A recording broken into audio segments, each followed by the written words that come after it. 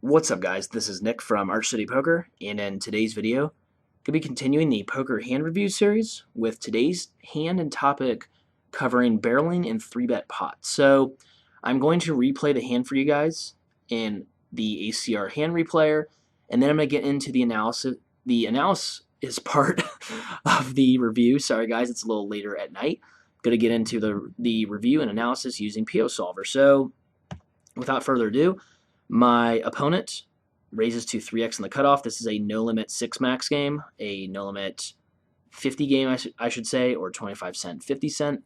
But he does go ahead and open to 3x in the cutoff. I decide to 3-bet on the button with ace-3 of clubs. I think that's a very standard play. And my opponent calls. Flop comes 10-4 deuce rainbow. My opponent checks. I decide to c-bet. He calls. Turns a deuce of hearts, he checks. I continue with a turn barrel for half pot, and he folds. So let's get into the analysis real quick, and I'll get back to the beginning here so you guys can see this.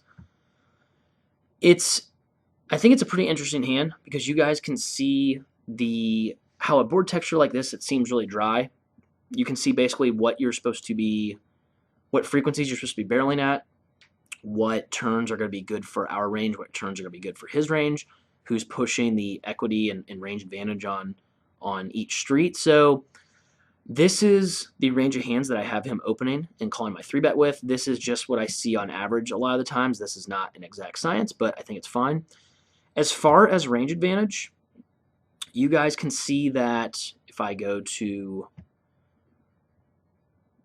yeah, here we go. So this is going to be my range, guys. You can see in position here. I think I'm pushing a good range advantage here, and I think this is very accurate. This is simply because I have more combos of overpairs. I definitely have more combos of sets, as I could have some 4s and deuces in my range, whereas with my opponent, I don't think that they're really opening a whole lot of 4s and deuces and then calling 3-bets with them, so you can see that this is his range here, and he obviously is not going to have those combos. At least I think some opponents will, but I think most opponents, I don't see these combos. It's just too far near the bottom of the range. So I definitely think I'm pushing more equity on this board texture. Because of that, I think it's a very easy c-bet with my entire range. I think as far as sizing goes, it needs to be smaller. I'm not sure if I made it half pot for an exploitative reason or had some kind of read on my opponent, but on this type of dry board texture where the pot is already pretty bloated, I would like to bet smaller with my whole range. I think it just does much better overall for my range versus his. And I want to point out that don't pay attention to the numbers, guys. I have this set up just for round numbers and for a live 2-5 game. So this is just going to be about frequencies and what we're continuing with. So don't really worry about these numbers. But getting back to what I was saying, I definitely think that because I have such a range advantage, it's important to try to push that. And I can do that with my entire range here. So I do go ahead and c-bet. And this frequency, guys, is going to be based on how he reacts. Pio will basically spit out what is optimal for both opponents. The cool thing about Pio is you can go up to here and set strategy and lock node, and you can essentially change what your opponent is doing, and it'll change it'll basically give you what your optimal strategy is then based on what your opponent's doing, and it'll give you optimal counter strategies as well. So when I do go ahead and bet here, this is based simply on the fact that he is doing this with his range essentially over here, as you guys can see. And what I changed this from was originally Pio had my opponent in the spot as he should be raising more often than this. He's playing in this spot a little too passively. I think most players do. They give too much respect to the in-position 3-better. Pio says optimally that you should be, in my opponent's shoes, being more aggressive with your 10x here. Like, these were definitely raises more often than they were calls. And then raises with these overcard combos that can turn good equity stuff.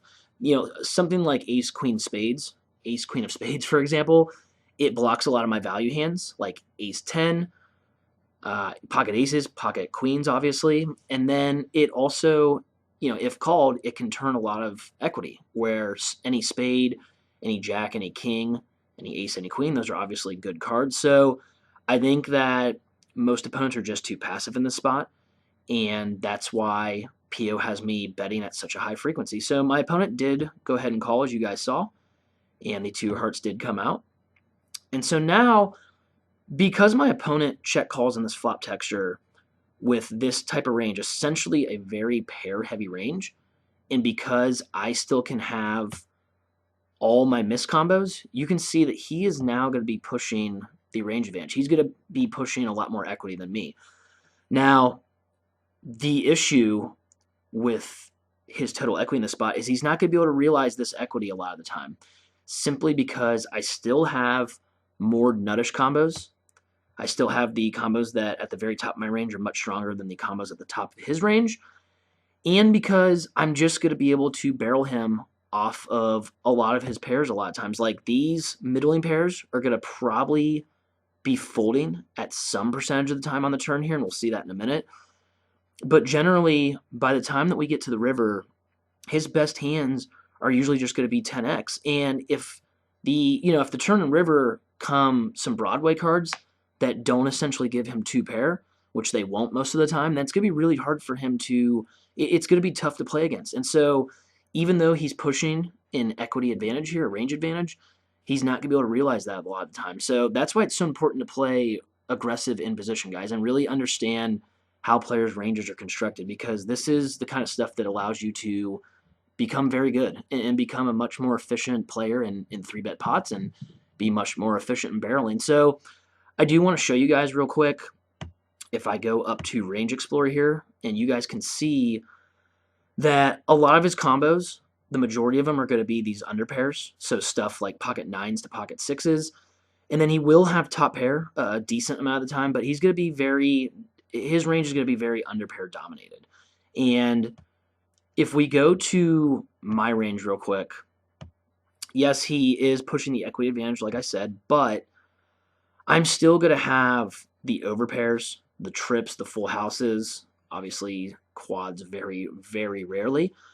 And I will have more ace-high stuff, but by the time we get to the river, I'm just simply going to have top pair plus a lot more often than he will in general. So it is an interesting spot where on the turn he is pushing the equity and range advantage, but I do have more nuttish combos, and I'm going to make it very difficult for him to realize his equity. So it's an interesting spot. And as far as the requests I've been getting for wanting to see on what types of turns we do what with, so with my specific combo of ace-3 of clubs, I think that it's an interesting spot where, like I said, I think it is a mixed strategy with a lot of cards that come. Obviously, if you are bluffing, the things you want to consider are, like on the turn, for example, is this turn card good for my range? Is it neutral? Is it a card that's good for his range? If it's a card that's neutral or good for my range, do I have a hand that has showdown value? Do I have a hand that blocks some of his continues? Do I have a hand that it makes sense logically going through that list of reasons? Does my hand make sense to go ahead and barrel? And what is my opponent doing in this spot with a lot of his combos? If I think my opponent is possibly overfolding in the spot on the turn, then a lot of my hands that don't have as much showdown value and block some of his continues possibly turn into barrels a little bit more frequently. If I was playing a tougher opponent, an opponent that plays a little closer to optimal in the spot, I think my ace-3 of clubs may actually be a check a little more often than not. And I don't think I'm going to be barreling it as high of a frequency as I would against this type of opponent. So I do think this is an interesting spot, and let me show you guys real quick with the runout comparison. And I like this function of PO because you can essentially look at every turn card and see how you do with your range. Obviously, on aces and kings, I'm pushing the advantage. In kings, it's pretty even. So really, the only turn card that's really great for my range is aces. These middling cards that hit his range either decently well or allow him to continue easily with 10x, these are obviously not going to be very good for my range. And if we go to strategy here, you guys can see, though, that I'm still betting most of the time on those cards. The kind of salmon-colored line, this bar here you guys can see, that's going to be how often I'm betting. And this little bet 96, that's my half-pot bet. So you guys can see, even on like an 8, for example, where I wasn't pushing like a whole lot of equity. In fact, that my opponent, in fact, has the equity advantage. Like, so on the 8, for example, his range does much better on an 8 turn. But my strategy is still to bet with a lot of my range, and this is what I was talking about with making it tough for him to realize his equity, guys. So you can see that the Broadway cards are the ones that my range is pushing the most equity on, the cards that I should be betting with most of my range on. These middling cards, not as much. And then these wheel cards, I'm going to be betting a little more often, and that makes sense. I think I have more of those combos. They are cards that don't really smash his range, his flop calling range at least. So I do think this is a cool function of Pio to see on pretty much every single turn what you should be doing with your range. Now, if we continue with the hand here, I did go ahead and bet.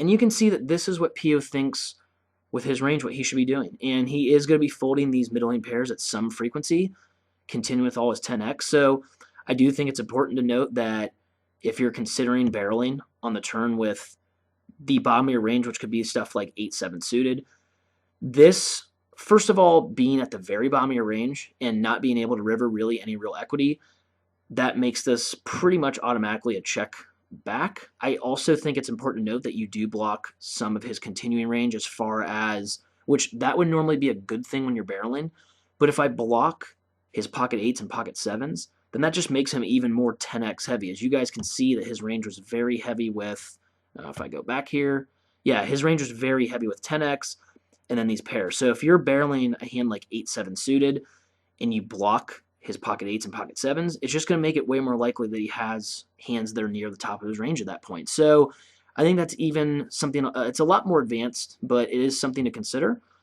and just one of a few things that you should, I guess, definitely consider when you're going for a turn barrel. So I do go ahead and barrel, and he did end up folding, but for the sake of argument, and like I said, I don't think many opponents have much of a raising range at this point. He may go ahead and let me know with his boats what he, or I guess he is going to try to get it in at that point. Like I said, guys, it's a little late at night, so trying to get through this efficiently and quickly, and I apologize for any delays or me, I guess, losing my train of thought. But yeah, I think if we want to see what will happen on the river, if he were to call, and for example, let's say a king of spades comes, all of a sudden, I now am pushing the equity advantage. That is a card that hits my range very well. A lot of my combos that I'm barreling were these overcards, and I think king, queen, king, jack, king 10, they obviously hit this. Well, I guess I already would have had king 10, but yeah, I think as far as going back to Range Explorer, and we're going to see that, so this is my opponent out of position. He now, on this type of river, for example, is going to have a lot of second and third pair, not a whole lot of top pair, as that king, for example, denies him some of his top pair combos, as it makes it less likely that he has a hand like king 10. So